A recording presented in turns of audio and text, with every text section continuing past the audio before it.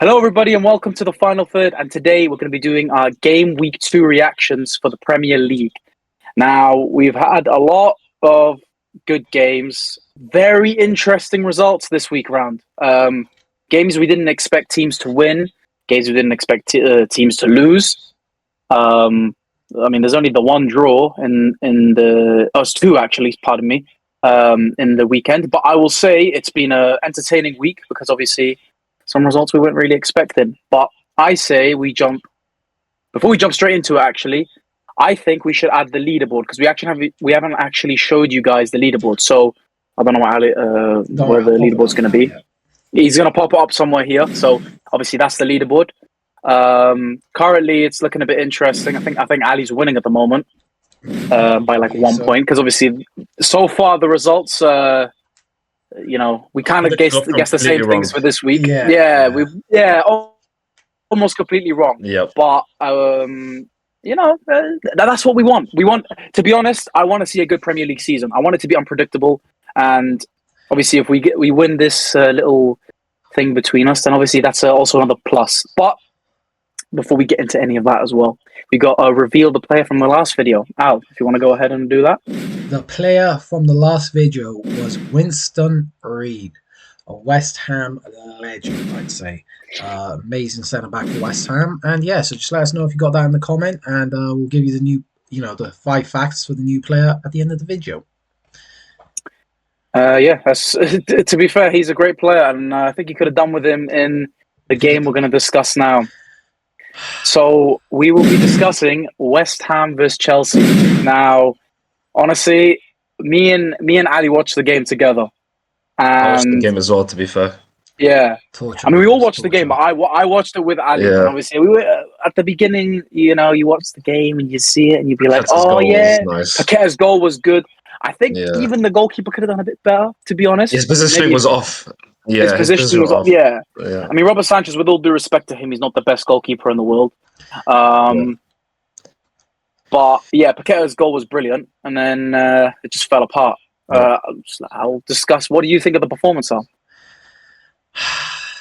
Like, honestly, we all predicted a loss for West Ham. We all predicted Chelsea. Yeah. So I wasn't expecting anything from us. And it's always annoying when you start off the game with a goal, get the lead, start looking good. Because, of course, Paqueta gets that amazing goal. Of course, like we said, Robert Sanchez could have probably done a bit better.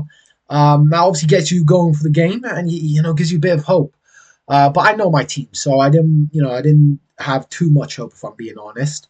They obviously got goal back not too long after. And we did get another goal, got disallowed. That made me feel like maybe we could do something this game. We were showing some great passage of play. But no, was I wrong? Jesus Christ. It just fell apart completely. You know what I mean? Like 5 goals. At one point when it was getting to like the 4th, 5th goal, I was thinking it was going to be 6 or 7, if I'm being honest. And it probably could have been, but I feel like Chelsea started to just slow down and not put too much energy into it after the 5th goal. And I'm just devastated, to be honest. And it clearly shows that we're missing a lot of legs in the midfield. And to be honest, even players that are usually good for us, like Wan-Bissaka, was awful, absolutely awful, especially for 3 of the goals. And to be honest, as much as I try to defend Graham Potter, he has to take some responsibility, especially for not taking Wan-Bissaka off after the first half. And just for the team that he put out. Now, understandably, he hasn't really got any of the transfers he's wanted so far. He hasn't got any midfielders, and that's down to the ownership. Now, we know how bad the ownership is at West Ham. The window has shown that. Obviously, we've hardly signed anyone. And yeah, to be honest, I think Graham Potter has been let down by the ownership, but still has to take partial blame for the teams that he's put out and the substitutions that he makes. But again, it's not an easy job with the team that he's got. I'm pretty sure we're the oldest team on average in the Premier League. So that clearly shows that we're, missing legs in certain areas of the field. So yeah, that's I don't think there's much more I can really say about it, man. It's just devastating, man. It's devastating. What about you, Hassan? Yeah, no, I feel sorry for you guys, to be honest. Like, I was kind of rooting for West Ham, after a bad, result last game before that one. I was like, hopefully they can turn it around. But, at first I saw the Paqueta goal. I was like, oh, damn, good, great start for them. But obviously Chelsea equalised very quickly. And then I think Fulkrug's goal got disallowed. I think it was like Tadibo offside. I'm not Yeah, exactly sure, but Yeah, it yeah, you're was. right. yeah, I thought West Ham were gonna go off and win the game and control the game and stuff. But then obviously Wan-Bissaka, I love Wan-Bissaka, but at United, he had the same issues as well. Like he just switched off at the back post. He let in that cross in and did nothing about it. He lost his man. So yeah, I think he was probably like responsible for 3 of the goals actually. So Yeah. yeah, after that I would have just taken him off and put someone else. Like yeah, what happened to Sufal, by the way? I haven't been catching up with West Ham lately, but. He's gone to Hoffenheim. Yeah, yeah. Yeah, he was great for you guys. He wasn't a bad player. Yeah, Like no, he definitely. But he wasn't getting the game time, so and Hoffenheim, yeah, didn't interest him, understandably, yeah, and so he left, and I don't blame him. yeah. I say other than that, you guys played well first half, but then obviously as soon as you guys conceded the second or third goal, you guys just fell off completely. I don't know if it was Yeah, the team morale. I just went down. But I think yeah, that's not acceptable from the team. Like they're just down tools. You can tell they didn't even bother. mm. Trying to get a comeback. You can't blame it fully on Graham Potter. Thanks to do the plays as well, but yeah, no, I feel bad for you guys. But hopefully you can turn it around. What are your thoughts? What do you think? Well, I think, with all due respect to West Ham, you lot talked about West Ham for quite a bit. I think it's time to give a little bit of praise to Chelsea. Now, we all predicted Chelsea were going to win the game, but I just think the performance from them was spectacular. I know they conceded early, but it just shows they came back. And even West Ham, beginning of the game, they looked like they were going to really do something and potentially get a result. But obviously, the quality of Chelsea came through. Again, you could probably say a lot of the goals were on Wan-Bissaka because he's never been very good at marking the back post as his job as a right back. But again, you can't take anything away from Chelsea. I think especially my player to watch was Esteval, and he was fantastic. I mean, he won Player of the Match. 18 years of age, making a massive impact for Chelsea, getting an assist. He probably should have scored as well. He had a good chance Yeah, to Yeah. he score. missed one. Yeah, He missed a big chance, but again, like I was saying, he's a very exciting player, and we want exciting players in the Premier League. I know it's not nice for West Ham to have it against them. Sorry, Al, but Sorry, he is man. a fantastic player. I think you just have to admit it. He's at Yeah, 18 years of age. He's really coming in and sort of making an impact at Chelsea. And I know Cole Palmer was supposed to play, but yeah, I don't know, had some kind of injury or I something, think it was just in the a warm up. precaution. But obviously, maybe a knock or yeah, something. maybe a precaution. I heard it was a precautionary change, but Yeah, obviously Esteval came in and they didn't really miss it. Obviously, his mistake led to West Ham's goal. But obviously, after that, he came back and just did amazing. So yeah, I just think we got to give a bit of praise to Chelsea, and obviously West Ham are going through problems. We hope that they can do well, but I just think it's just not looking good for them. It's going to be a long season. Gally was saying they didn't invest correctly in the transfer window. If they didn't invest at all, really, they got a couple of free transfers and Diouf, who's a great player. But Yeah. obviously, it's not going to be good in a bad team. But I think we should move on to the next game, if you don't mind, Al. We actually had a great game in Manchester City and Tottenham, but it's not the result we predicted. Tottenham actually went and won, and I actually said in the last video, Tottenham are a bogey team for Man City, and they've beaten them a couple times at the Etihad, obviously sometimes at the Tottenham Hotspur Stadium as well. But yeah, I think Tottenham just proved they are a serious team this season under Thomas Frank. I don't know what you guys thought. If you want to give me some Yeah, ideas. like Carl says about Thomas Frank, I obviously got him as my manager to watch this season, and this is why. I think he's a great manager, and he's been given a great team. Yeah, so I'm not surprised. And like Carl says, we know that Tottenham are a bogey team for Man City, so again, it's not really a surprise that they won. Um, and yeah, no, honestly, so Thomas Frank, he set up the team well. They played that to the plan perfectly.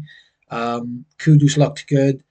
Surprised he didn't like Trafford didn't get sent off for the that foul. that wasn't given on Kudus. And you know, they're just playing great as a team. Brendan Johnson getting a goal. Richarlison getting a goal, I believe. Am I correct in saying that? Yeah, Pena. Paina, sorry. Yeah. Apologies on that. But obviously, I believe that was from a Trafford mistake. Of course, I heard Man City have made the sign. Have they signed on a rumor yet, or is it close? He agreed personal terms, but they have to sell Edison first before they can make a move. Yeah, so clearly he's going to come in and be the number one keeper, which is quite sad, you know, James Trafford, but he is young. I'm sure he'll get game time in cup games and, you know, build himself up and maybe take the number one spot in the future. But it's clear that he's just not good enough right now for Man City and what they need. But yeah, obviously, don't take away from Tottenham. They were great. They were great. And yeah, to be fair, so what do you think, Hassan? I think Tottenham, their game plan was basically like perfect. Like they knew City would just play possession, try and play around the defense or whatever. But I think Tottenham played exactly like how you should against City. I feel like with City you have to let them kind of do their thing and whatever, and obviously force mistakes. I think Tottenham pressed very high, which obviously forced the mistake from the goalie. But I think the goalie as well kind of gave them a free goal. But I think in order to score that goal, you do need a bit of quality for that. And obviously the first goal, Richarlison sets out for Johnson. I think that was a great run from Richarlison. But yeah, no, Thomas Frank is a great manager. I mean, instant impact straight away. A lot of managers do struggle, being of a new team. Like as such, you've seen with Amorim, he's been with United for a while now. But Thomas Frank, you can see like straight away, he's had a massive impact on the team, and they're firing with all cylinders right now. So yeah, it's great to see them, doing well. But obviously, can he continue this for the rest of the season? We'll have to see. And the City have to pick themselves up, obviously. They're a good team. They have quality players in there, but obviously, it just wasn't their game. They had many chances to score, but I think Haaland got very unlucky, and there's a few chances as well I think it was from Shirky. But yeah, just a good performance from Man City as the way they play, but obviously Tottenham just capitalizing on the mistakes, and yeah, pretty much it was a good game to watch. What you, Khas? Yeah, like you guys summed it up very well. To be fair, like we said, Tottenham are a bit of a bogey team for Man City. If you look at the stats, Man City dominated possession, they dominated passes. The only thing they didn't dominate was shots on target and shots. But even then, that was quite even. Obviously, Tottenham now are becoming a very good counter-attacking side, like how Thomas Frank's Brentford used to play. Unbelievable on the counter-attack, and they have the players for it. Obviously, clearly, it's working. They've won their first two games. I believe they kept clean sheets in both. They did, yes. Yeah. So it's looking good for Tottenham. It's whether they can keep this consistency up. They've got players that are very good, but obviously last season the thing that really hindered them was injuries. So whether they can avoid injuries and their players can stay consistent. They have a good squad. We said this last season. They got very unlucky with injuries, and even then they still won the Europa League and came out with something. So on Tottenham side, it's a very impressive win.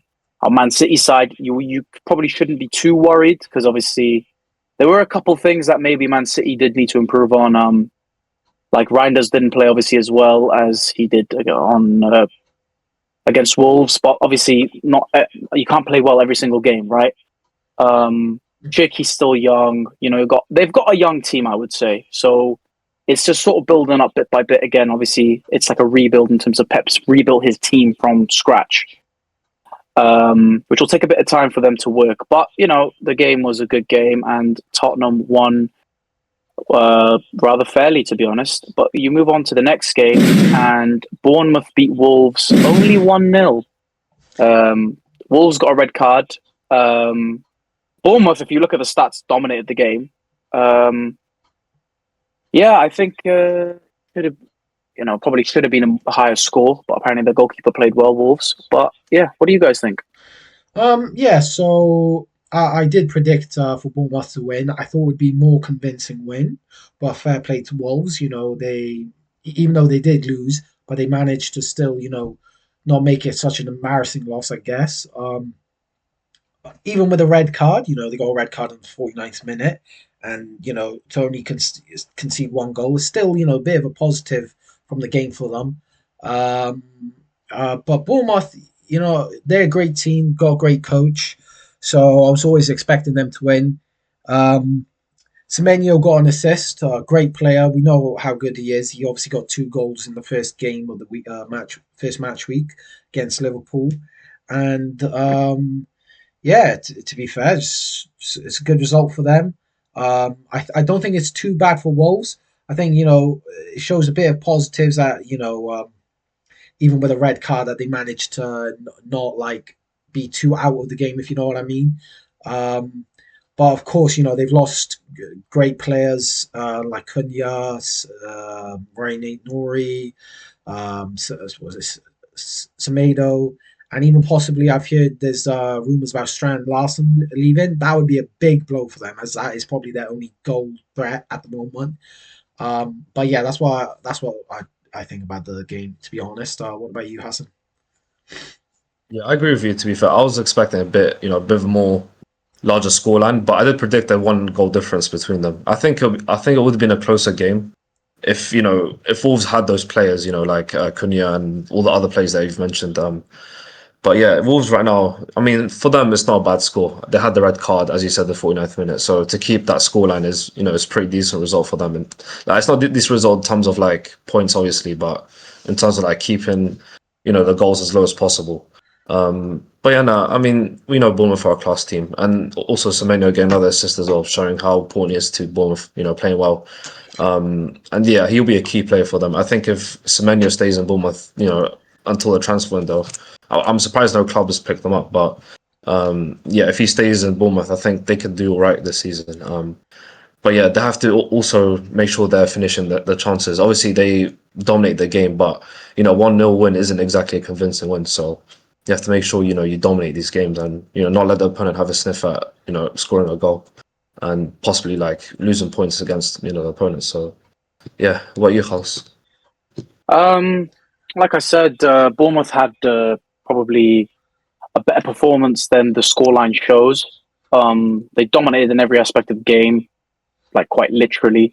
More possession, more passes, more passing accuracy, less fouls, even more corners, right?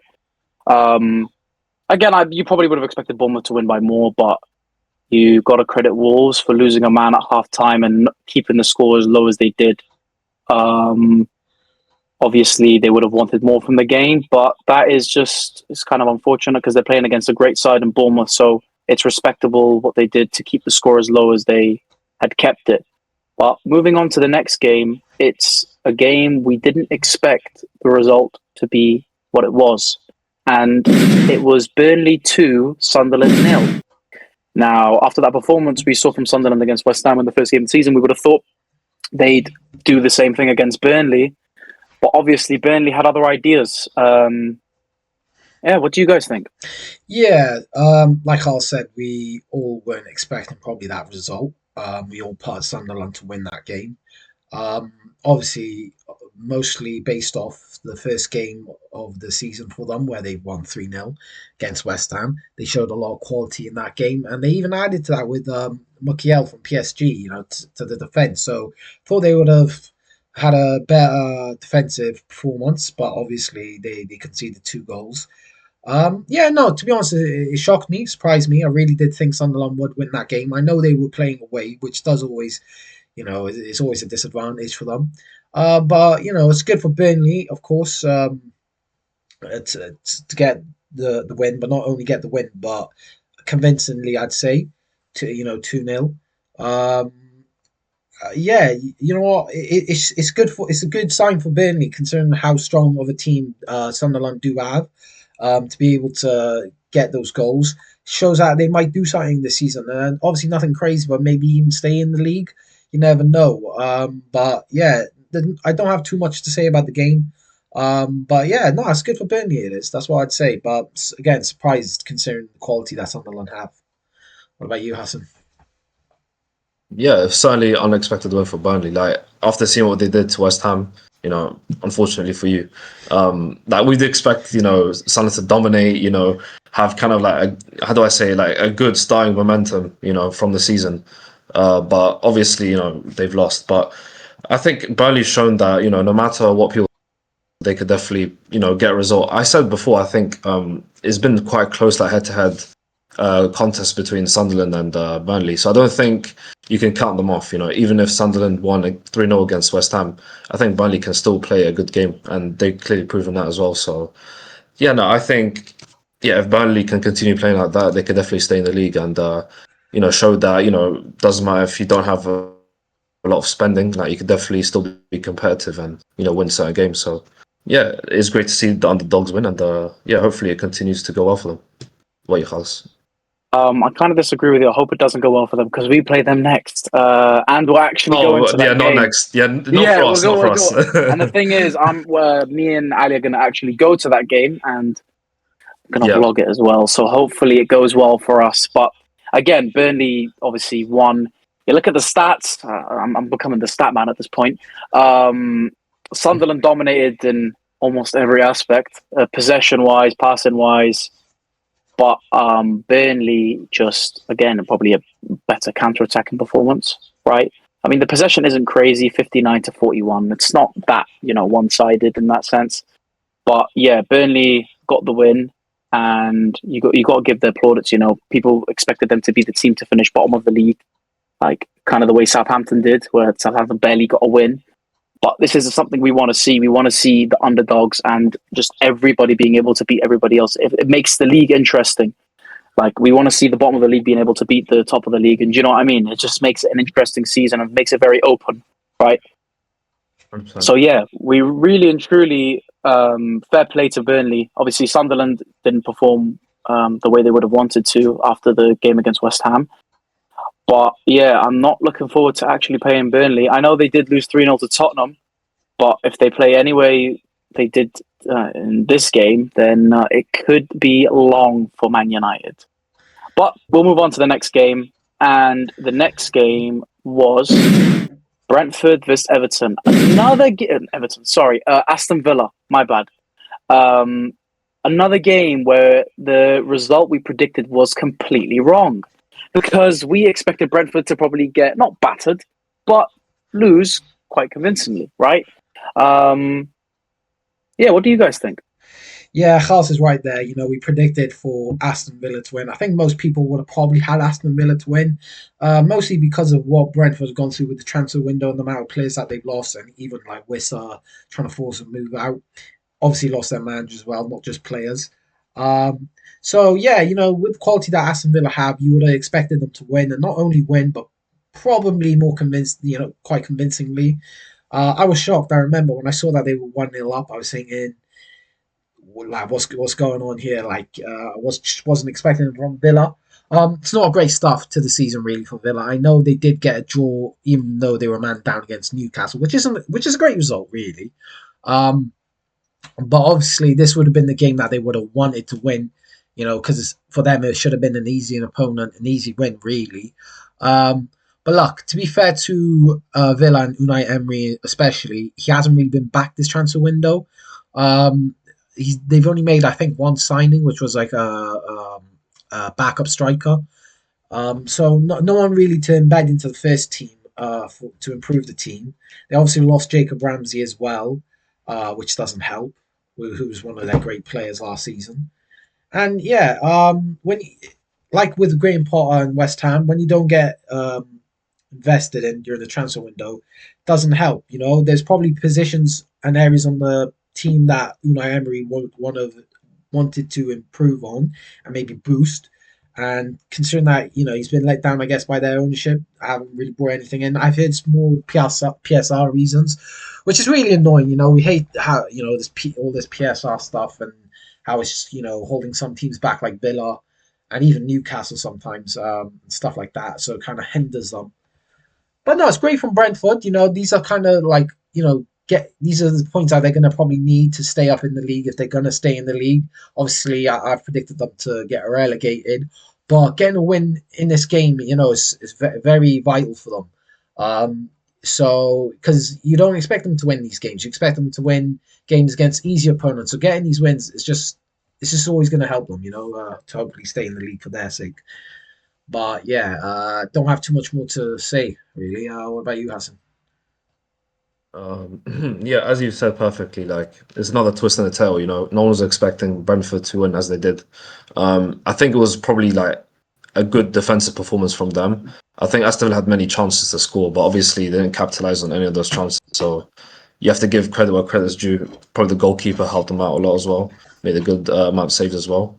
So yeah, like from a like performance standpoint, it wasn't the best from either team in terms of like finishing, but they done the job. They scored the goal and yeah, they got the 3 points, and that's all that matters. But yeah, I think it's disappointing for Villa especially. As you said, not been very active in the transfer window. It's pretty much the same team as it was last season. So as you said, you want to add more quality into the team. Obviously, it is a good side, but if you get injuries on that, then you pretty much lose all that quality, and you have to rely on players that are not up to the quality. That could really affect the rest of the season. So I feel like it's not really fair to criticize Emery. He's a great manager. He's done great things with Aston Villa as we saw last season. He just needs the backing and a bit more time. But obviously, if the results continue to be like this, then yeah, we could see Emery get into a bit of trouble with the club and potentially facing a sack. But hopefully for them, they can start seeing good signs of improvement. And yeah, I think Kamara got injured in the game. I think he got subbed off.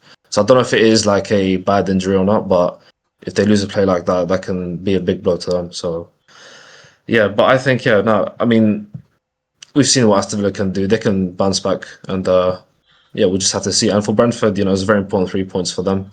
They'll definitely appreciate it a lot because Aston Villa are a good side. They're not going to get many points, especially with their side being weakened a lot during the transfer window. So yeah, for Brentford, any point matters, and yeah, they got 3 now, so they're pretty much happy.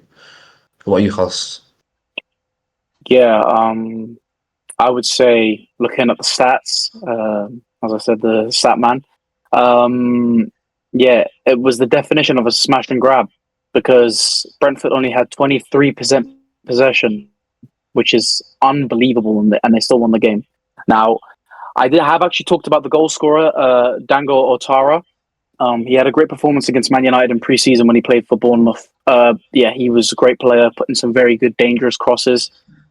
Obviously, he got the winner for Brentford, and they defended absolutely brilliantly. You could probably say that Aston Villa's finishing was a bit terrible. They had 17 shots, but only 2 on target, which is, for a player for a team of their quality, you'd expect them to sort of at least hit the net once, the back of the net. But yeah, no, it didn't work for them. They had almost triple the passes actually. But in the end of the day, Brentford got the 3 points, and Aston Villa performance didn't really mean anything because Brentford got the points on the board. Now we're going to move on to the Arsenal game where they beat Leeds 5-0. Now we all predicted that Arsenal would win relatively convincingly, but I think it was more convincing than maybe we predicted. What do you guys think of the game? Yeah, like you said, we all predicted a convincing win. I said 3-0. Probably should have popped more, to be fair. But I just thought, maybe Leeds wouldn't be, put up a bit more of a fight, but clearly not. Yeah, it's great. It's a great result for Arsenal. Of course, it's a great start for them, 2 wins. Of course, people were talking about that first game that the performance wasn't really great from Arsenal. So again, I guess this is good for them, having a performance like this against Leeds gives them that confidence. Even for players like Victor Gyökeres, who was obviously criticised in the first game against United, didn't really have a great performance against United. So it's a bit of a confidence booster for him against Leeds. Got 2 goals. Of course, one of them being a pen. But the first goal he took well, to be fair to him.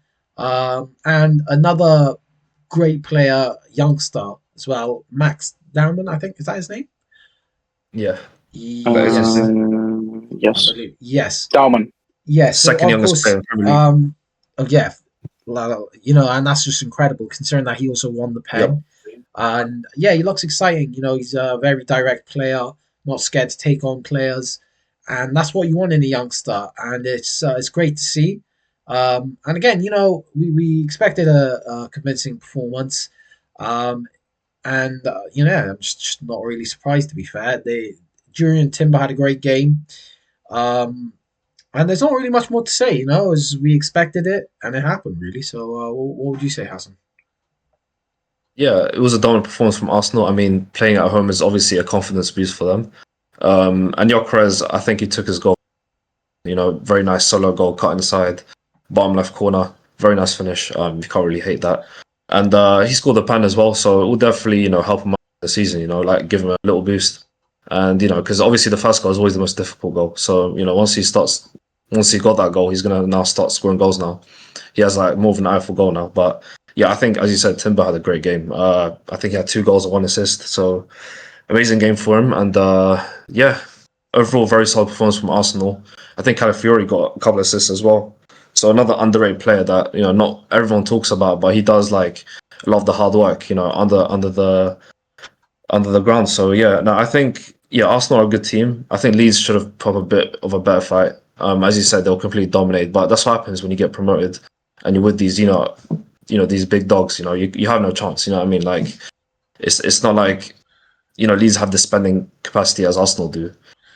So yeah, they're not able to bring in the same quality. So you can't really expect them to do much. But they've had players that played in the Prem, Dan James, Noto as well. So you can't really fault them for that. But Leeds are still a good side. But you just have to feel for them. Like you're playing against these sides. You can't really expect to have a chance against them. But yeah, nah. I mean, for Arsenal now, just for Arsenal fans, they hope now they could get the season up and running and start playing better football, not relying too much on set pieces. So yeah, what do you think? What do you think about that, House? Yeah, I think, like you said, you saw the first game and how Arsenal sort of had a reliance on set pieces, didn't really play very well. Obviously, this game was a lot more convincing. I mean, obviously, it's against a weaker side in Leeds. Very nice to say, but we haven't won a game yet. So let's We're not much weaker than them. let's not talk about United just yet. Let's just not talk about United just yet. But yeah, no, I think for Arsenal and their confidence, winning 5-0 at home.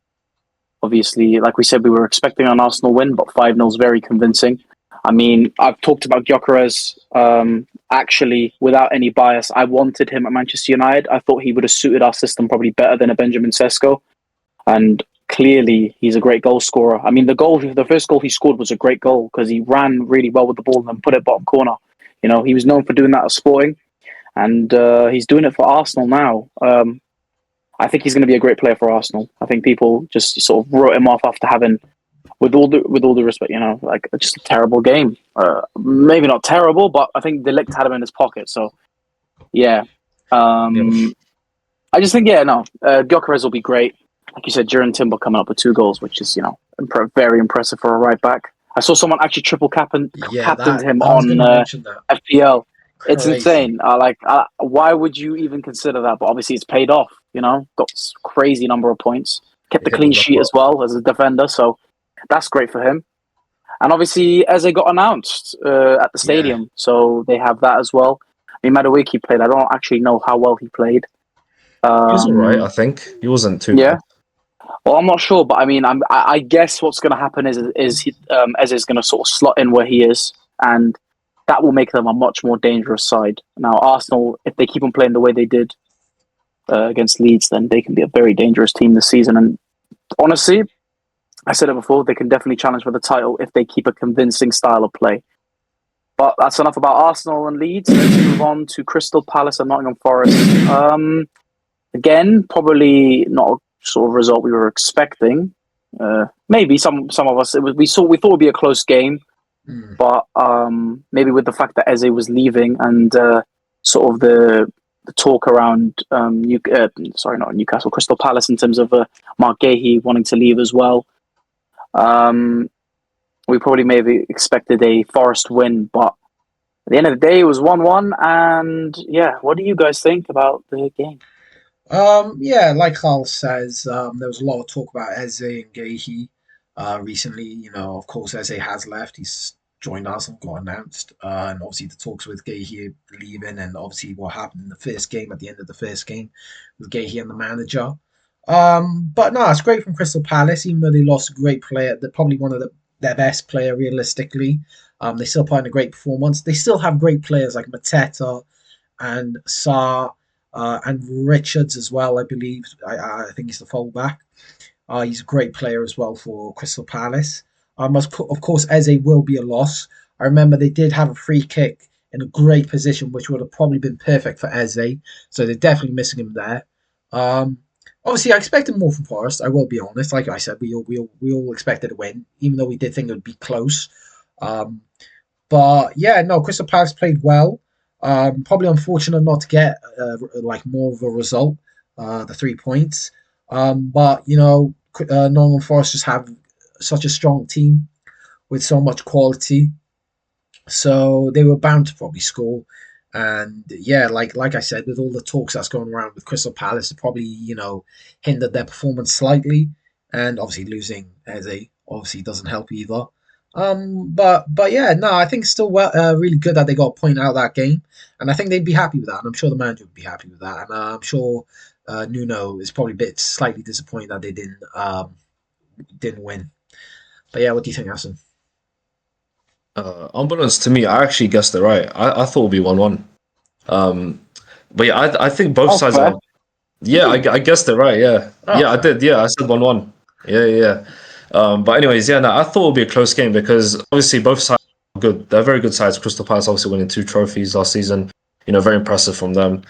Forest also a good side. They were like competing for the Premier League actually last season, but um, obviously they've lost. They haven't really lost key players, Forest, but I think Crystal Palace are on the verge of losing basically all the good players.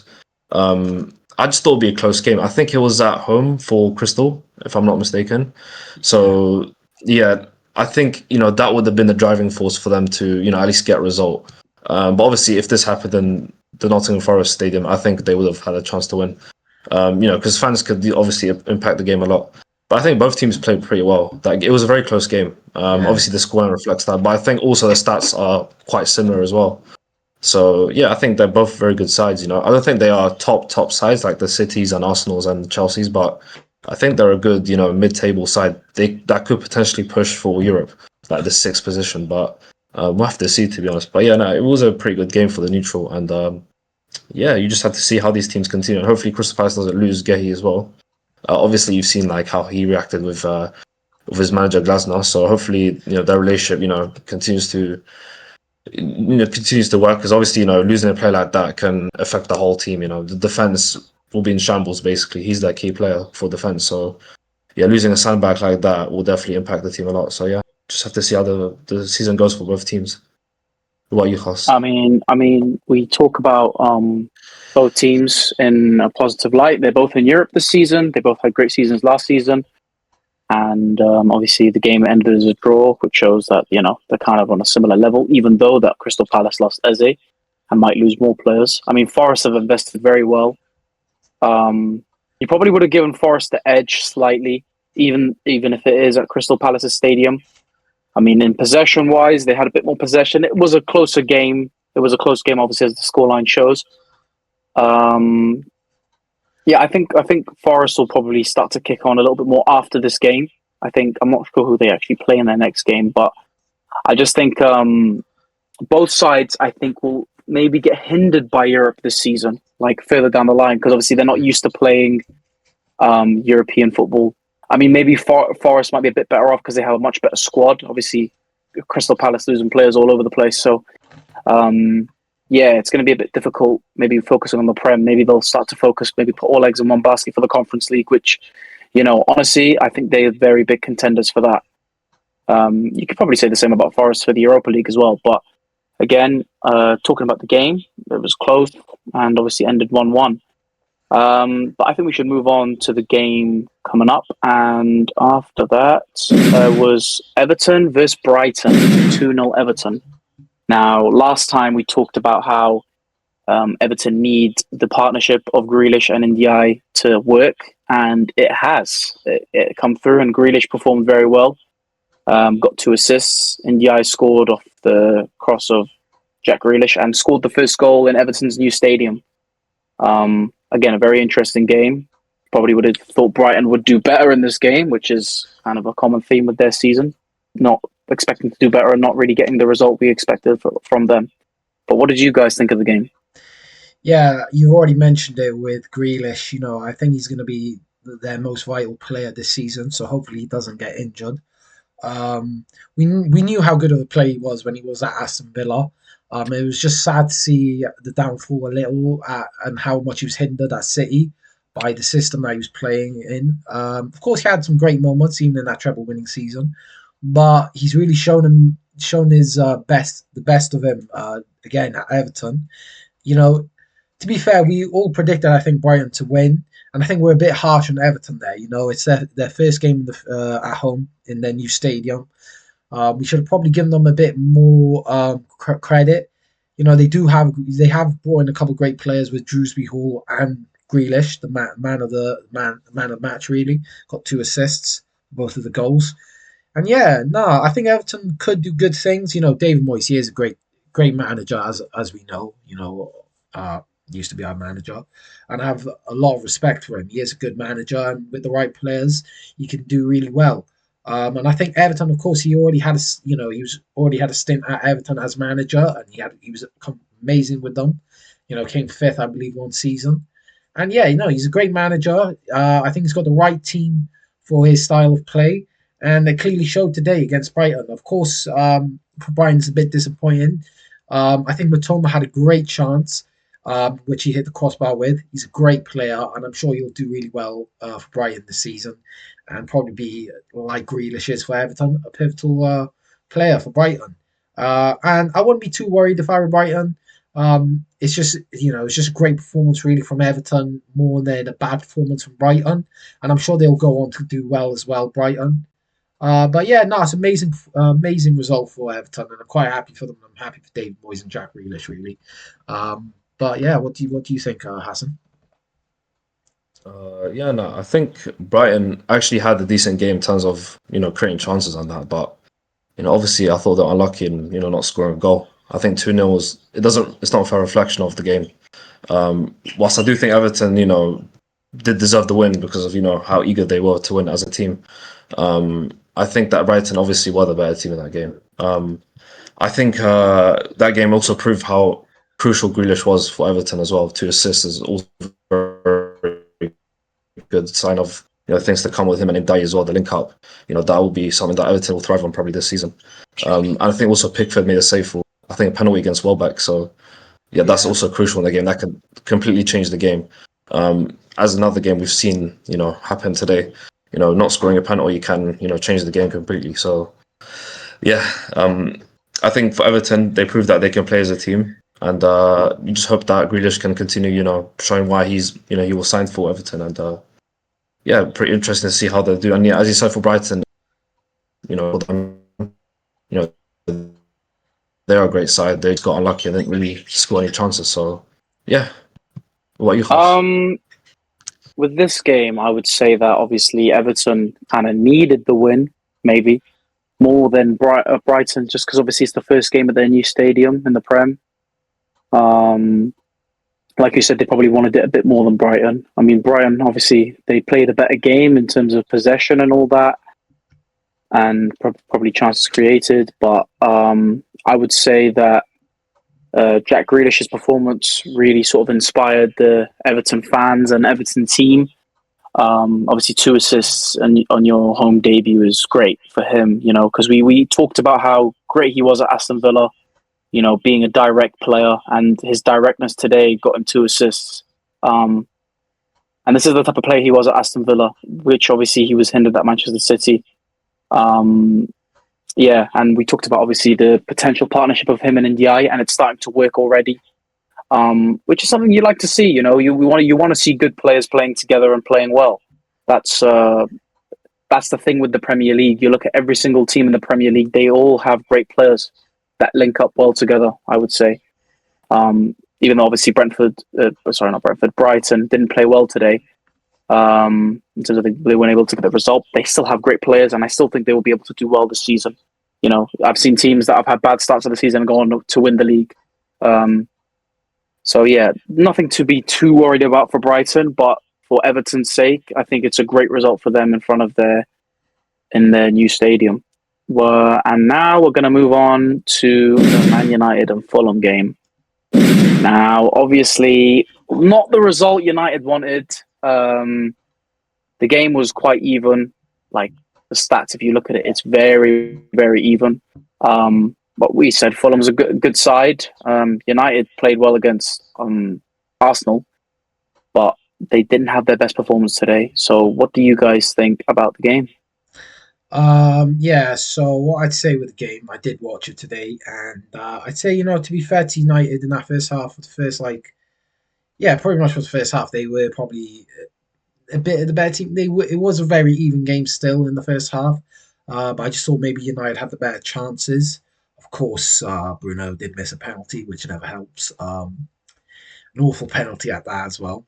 That probably would have, boosted their performance, given them the momentum going into the second half.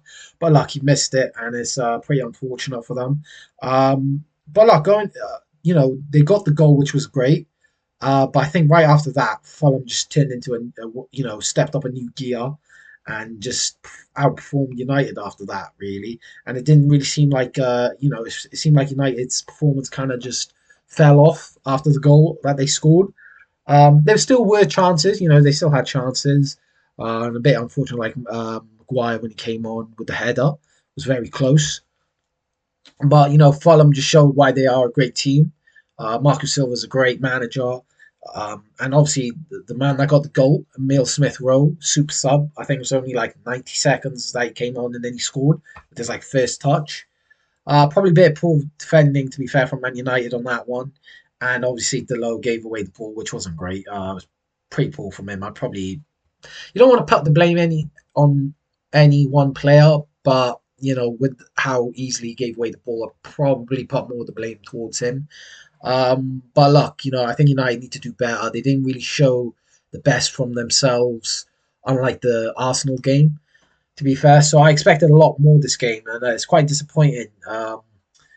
Look, it's going to take time for some of these new players to gel in. Bruno definitely didn't have the best performance that he usually has. But yeah, to be honest, I think it's disappointing that Amarim didn't bring on a player like Kobe Mainu. I think that's what the game was screaming out for Man United. Yeah, so the fact that he didn't bring on Kobe Mainu, I think, was probably his downfall, probably his mistake. But yeah, at the end of the day, Fulham did play well after the goal, and they probably deserved the result. Maybe even more from it, to be fair. So, what do you think, Hassan? Where do I begin? To be honest, I watched the game from start to end, and it was just a roller coaster ride. To be fair, first 20 minutes, I was saying, okay, we've made a few chances, couldn't hit the post, he had the one-on-one with the goalie as well, but it was a good save from Lemmer, so you can't really blame him for that. But I think the team they just completely fell off in the second half. As soon as we scored the goal, as you said, the team just looked completely lost. I think it was to do with the midfield as well. The midfield just completely, as you say, this game is the game of football is just a game of midfield. If your midfield just switches off and you just lose the battle, then you won't win the game. You just struggle to even score a goal. Cunha was not getting enough of the ball, and Bremer was getting the ball, but obviously, he has two defenders on him, so you can't really do much. He's not Messi. But yeah, it's just, I think Bruno at 8 is a liability. You can't play him in that position. He's not a number 8. He's number 10. He's a player that likes to have his freedom, move around the pitch and whatever. And you can't do that as number 8 because you're just giving space to the opponent. So you have to have a disciplined player who knows his role and stuff. And Bruno kind of goes all over the place, And that's not to put the blame on Bruno. I feel like Amarim is to blame for this. He's trying to force Bruno into a role that he's not, able to fulfill. If you want to play Bruno that badly, you should play him in Cunha or in Burma's role. And that's why I have an issue with the transfers, because if your issue is the number 8, then why sign and you've got 3 or 4 number 10s in the club? So you got Ahmad, who's playing at right wing back.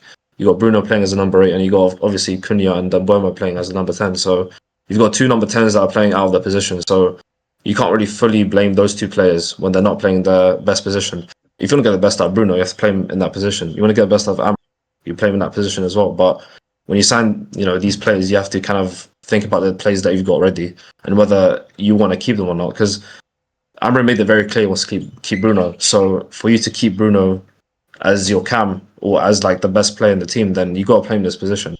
And I think Amrin needs to realize that sooner rather than later. Otherwise, we'll just have an issue in midfield. And as you said, Kobe Mainu should have definitely been in this game. This is a game that he'll thrive on 100%. But yeah, I think there were standout players. Yoro obviously scored the goal. I mean, didn't score the goal, became an own goal after that.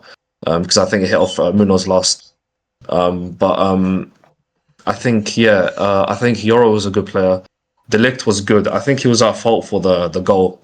I think he just missed the run of Emil Smith Rowe and just missed the ball. So I think he was to blame for that goal, but I think overall he had a good game. Dorgu was hit and miss. He was good first half. He just fell off slightly. Not putting good crosses on that. Not really much to say, But it's just a reality check for us, After that Arsenal game, we will think to ourselves, we're going to start playing well now, whatever. But obviously, as we said before, we don't know what to expect of United. United can play very well against a big side, and then against a bad side, we won't, be up for it. So, yeah, this is a mentality issue of the players, and it is shocking to see that first two games we haven't scored a goal, and not even putting on our £70 million striker Shesko in the striker.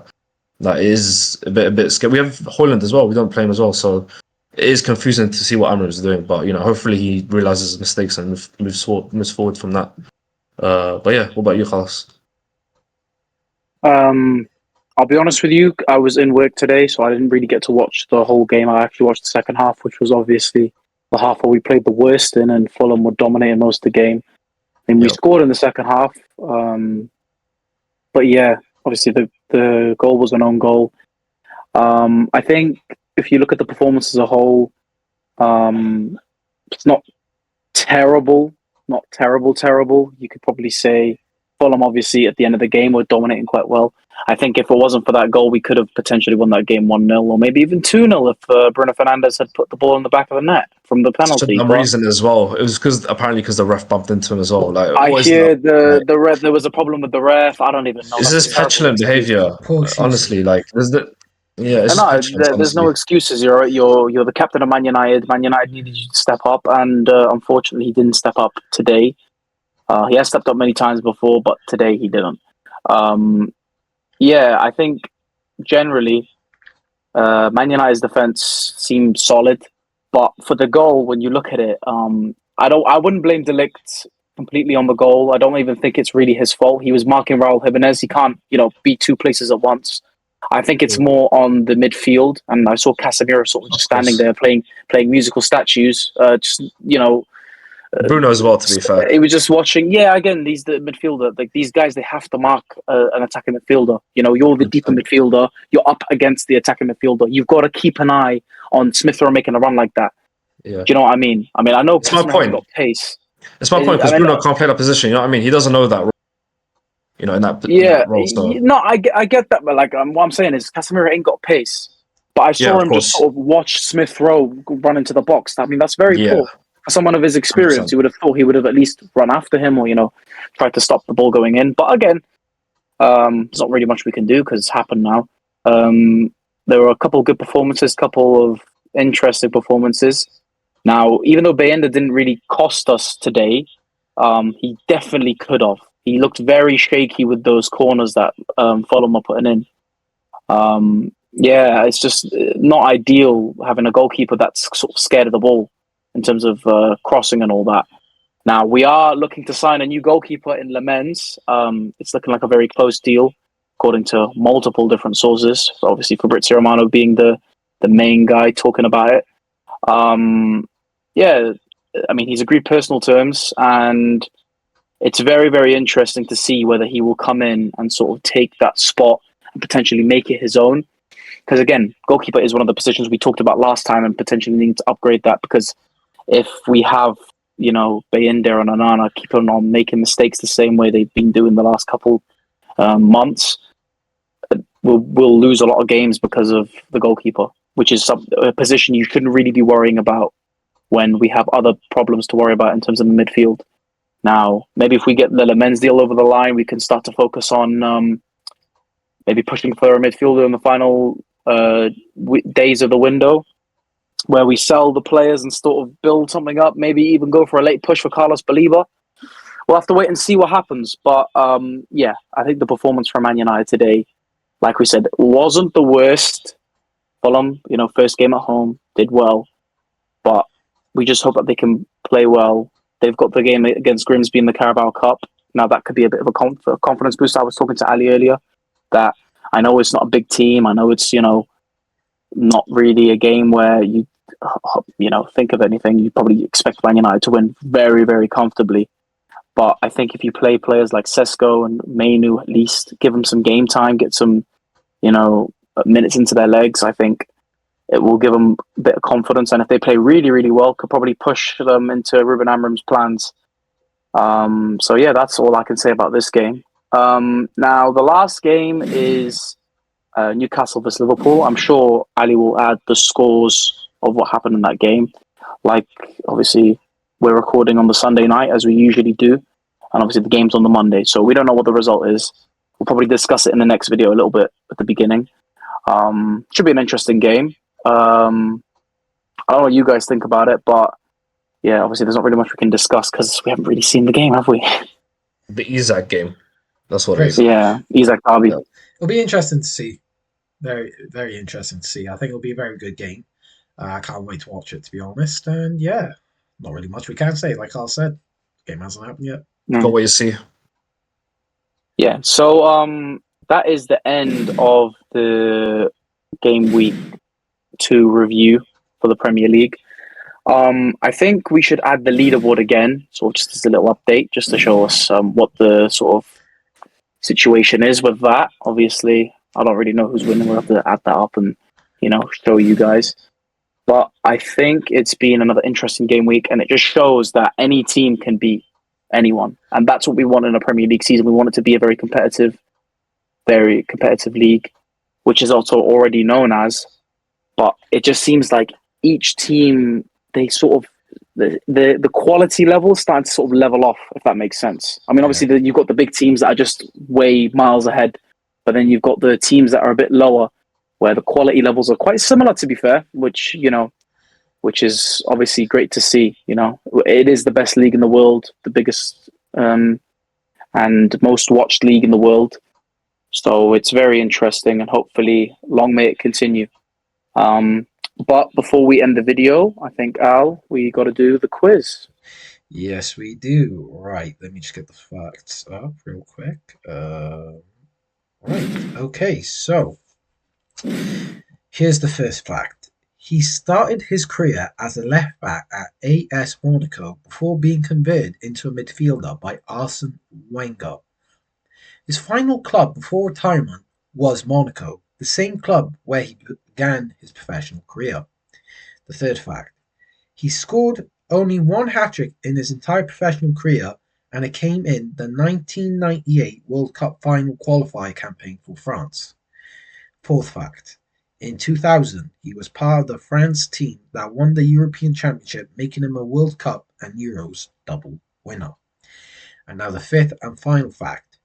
His transfer to Barcelona in 2000, alongside Marc Overmars, was considered unsuccessful, and he returned to the Premier League after just one season.